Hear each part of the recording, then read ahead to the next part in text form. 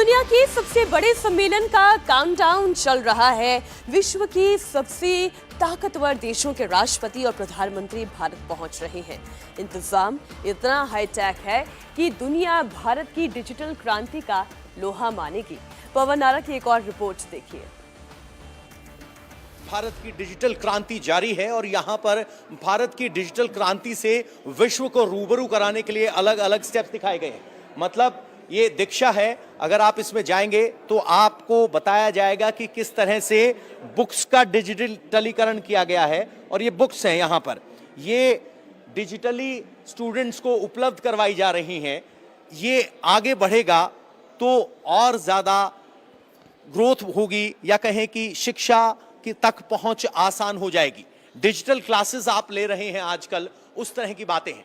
आगे चलेंगे तो आपको यहां दिखाई देगा डिजी लॉकर। डिजी लॉकर भी एक बहुत महत्वपूर्ण एप्लीकेशन है जिसमें आप अपने डॉक्यूमेंट्स का डिजिटलाइजेशन कर सकते हैं। सरकार भी अपने सरकारी डॉक्यूमेंट्स का डिजिटलाइजेशन कर रही है और ऐसे में इन अलग अलग डॉक्यूमेंट को दिखाया गया है, रजिस्ट्रेशन ऑफ व्हीकल से लेकर ड्राइविंग लाइसेंस तक। और जो एक्सप्लोर करने के लिए यहाँ आए तो उन्हें पूरा बता दिया जाएगा कि केस स्टडी क्या है, कैसे कैसे ये काम कर रही है, किस तरह से अलग अलग इलाकों में ये इस्तेमाल होता है। 5G की बात हो रही है तो वर्चुअल रियलिटी के साथ आप एक्सपीरियंस कर सकते हैं इंडिया की डिजिटल क्रांति को। ये एक VR हेडसेट है जिसको आपको इस तरीके से लगाना पड़ेगा और आपको भारत की पूरी क्रांति अपने आंखों के सामने होती हुई दिखाई देगी। यानी ऐसा नहीं है कि सिर्फ कुछ इन्फो दे दी गई है, आप एक्सपीरियंस कर सकते हैं। ऐसे ही जो डिजिटल हेल्थ इनिशिएटिव हैं वो दिखाए गए हैं। आधार भारत की एक और बड़ी उपलब्धि है जिसको भारत पूरे विश्व को दिखाना चाहता है। 140 करोड़ लोगों का फिंगरप्रिंट, आइरिस स्कैन इकट्ठा करना आसान नहीं था। जहां 7 करोड़ आधार वेरिफिकेशन हर दिन प्रोसेस किए जाते हैं, वो बहुत से राष्ट्रों की जनसंख्या से कहीं ज्यादा है, तो वो यहाँ पर दिखाया गया है। इसके अलावा सबसे बड़ी बात यूपीआई को लेकर, जो मैं आपसे कह रहा था कि भारत किस तरह से यूपीआई को लेकर अग्रणीय देश है। ये एक काउंटर है जिसमें यूपीआई के जरिए आप पेमेंट कर सकते हैं। अब आप सोचेंगे यूपीआई आप हर रोज इस्तेमाल करते हैं, हम भी इस्तेमाल कर सकते हैं, तो इसमें बड़ी बात क्या है। लेकिन आपको इस बात को लेकर हैरानी होगी कि बड़े बड़े विकसित देश भी इस बात को लेकर अचरज में हैं कि 1 रुपया 25 पैसे यूपीआई के जरिए बिना किसी ट्रांजैक्शन चार्ज के आप कैसे कर देते हैं। तो ये भारत को सबसे अलग बनाता है और यूपीआई ट्रांजैक्शन में भारत सबसे नंबर 1 है। अब आपके लिए, हमारे लिए बड़ी बात नहीं है, लेकिन जो विदेशी मेहमान आए हैं उनके लिए अचरज की बात जरूर है। अब जरा इस कियोस्क को देखिए, इस पर आप यूपीआई के जरिए पेमेंट कर सकते हैं। अगर आप कोई प्रोडक्ट चुनते हैं, ऐड करते हैं, जैसे ही आप जाएंगे चेकआउट पर, यहाँ 10 रुपये का एक कार्ट वैल्यू बना है, उसको प्रोसेस करेंगे। आप अपना नंबर डालना है और आप अपने मोबाइल के जरिए, अगर आपको इसको स्किप करते हैं तो अगर मोबाइल नंबर को स्किप करते हैं तो डायरेक्ट आपको यूपीआई का एक कोड जनरेट हो जाएगा। आप पे कीजिए, यहाँ पे हो जाएगा। तो ये सोफिस्टिकेटेड लग रहा है, लेकिन सोचिए किसी बाजार हाट में अगर मोबाइल पर ट्रांजैक्शन हो रही है, यही वो ट्रांजैक्शन है जिसको देखकर विदेशी भी भारतीय डिजिटल क्रांति का लोहा मान रहे हैं। और ये खास तौर पर इस इलाके में पॉइंट ऑफ अट्रैक्शन होगा, न सिर्फ विदेशी मीडिया के लिए बल्कि इंडियन डेलीगेट्स, ग्लोबल डेलीगेट्स के लिए भी।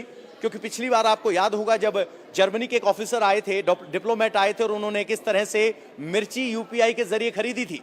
तो ये भारत की डिजिटल क्रांति है जिसको दिखाने के लिए स्पेशल पेविलियन बनाया गया है।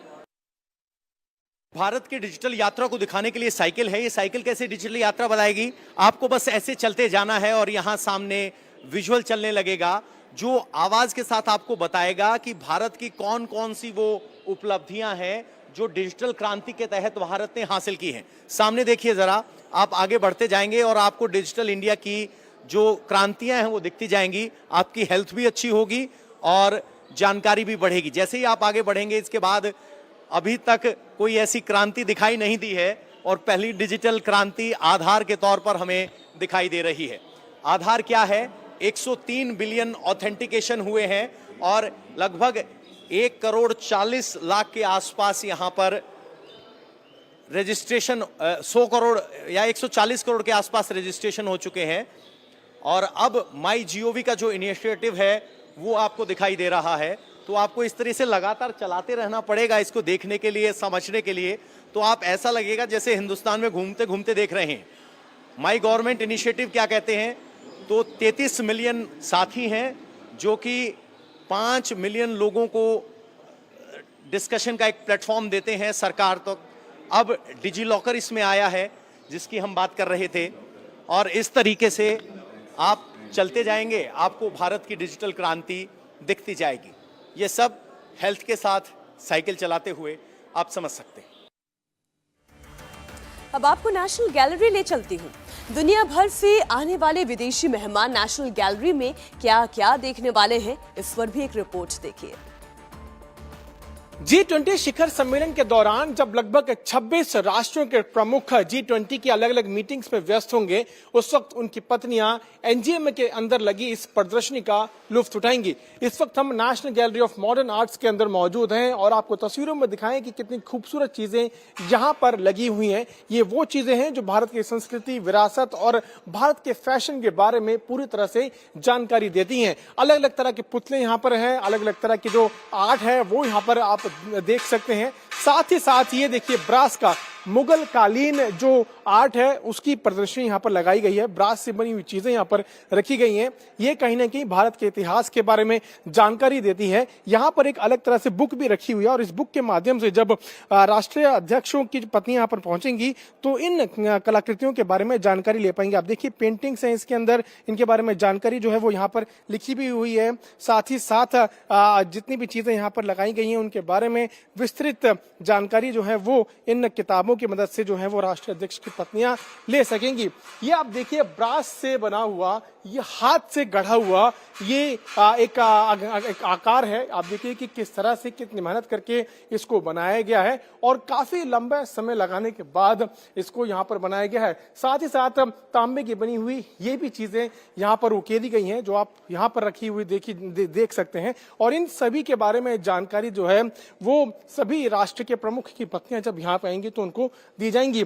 ये एक लकड़ी और तांबे का बना हुआ एक आर्ट पीस है। ये लगभग 5 से 7 किलो का है। देखने में काफी हल्का लग रहा होगा लेकिन ये काफी भारी है। और इसी के साथ साथ इस तरह का ये आर्ट पीस है, ये लगभग कम से कम नहीं तो नहीं 25 से 30 किलो का ये आर्ट पीस होगा। तो इन सब चीजों को यहाँ पर लगाया गया है। एक छोटी सी प्रदर्शनी यहाँ पर लगाई गई है और साथ ही साथ में एक किताब भी यहाँ पर रखी है और इस किताब की मदद से जो है किस तरह से इसको उकेरा गया, इसका क्या इतिहास है। आप देख सकते हैं कि यहाँ पर जिन्होंने उकेरा उनकी तस्वीर भी लगी हुई है और कितनी मेहनत करके इस तरह के जो आर्ट कल्चर आर्टिफैक्ट्स हैं उनको यहाँ पर उकेरा गया है। उसके बारे में पूरी जानकारी जो है इन किताबों में दी गई है। और ये कहीं ना कहीं दर्शाता है कि भारत की सांस्कृतिक विरासत क्या है, चाहे वो मुगल काल की बात करें, चाहे हम किसी भी काल की बात करें, उसको लेकर यहाँ पर अलग अलग चीजें रखी गई हैं। और अब भारत का फैशन कितना अपडेट है उसके बारे में जानकारी भी दी जाएगी।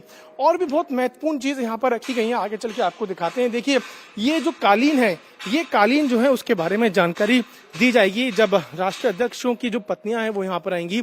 ये मिर्जापुर और बनारस में बनी हुई कालीनें हैं जो जब वो लोग यहाँ पे आएंगे तो उनको दिखाया जाएगा, इनके बारे में जानकारी दी जाएगी। हम देखते हैं कि किस तरह से घरों के अंदर ये कालीन लगी होती है और ये कितनी खूबसूरत कालीन है जो यहाँ पर लगाई गई हैं। इनके बारे में अगर जानकारी की बात करें, मेरे कैमरा पर्सन दिनेश तिवांग आपको दिखाएंगे। ये दी कापट सेलर है और ये जो है ये कलेक्शन है। आप देखिए इसके बारे में जानकारी क्या है। साइज इसका 9.3 इंटू 6.3 है और ये गुड़गांव एमजी रोड से यहाँ पर लाया गया, लेकिन ये बनाया जरूर गया है बनारस और मिर्जापुर के अंदर। तो इसके ऊपर जो मेहनत की गई है उसके बारे में जरूर जानकारी जो है वो लोगों को दी जाएगी। यहाँ पर जो डेलीगेट्स आएंगे उनको दी जाएगी। उन सभी राष्ट्रीय अध्यक्षों की पत्नियों को भारत के कल्चर के बारे में जरूर बताया जाएगा। इंडिया टीवी हर वक्त हर जगह डाउनलोड करने के लिए सर्च करें India TV news Google play store या ऐप स्टोर पर।